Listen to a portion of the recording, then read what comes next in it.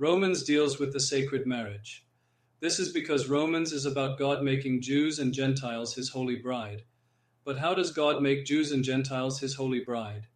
Whether Jews or Gentiles, salvation is only through faith in Jesus without discrimination. So what exactly was the promise given to the Jews? Didn't God make the promise to Abraham, and Jews are descendants of Abraham? Then why does he require Jews to have faith just like Gentiles? And didn't Jews receive circumcision as an external sign of the covenant? Then why does he require Jews to have faith just like Gentiles?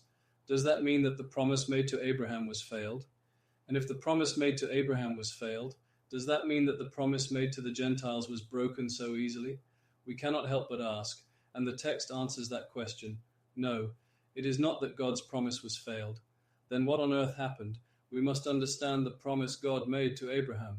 God promised Abraham, I will greatly multiply your descendants as the stars of the sky and as the sand on the seashore, and your descendants will possess the gates of their enemies.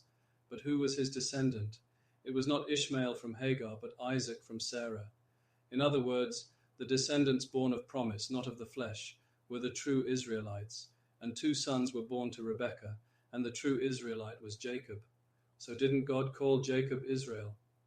Then we can conclude this: not all of Abraham's descendants were his children, because not all who are the seed of Abraham are chosen by God.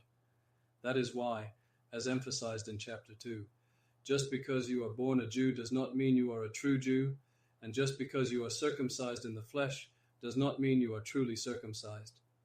Circumcision must be received in the heart, and the heart must be circumcised not by the law, but by the Holy Spirit.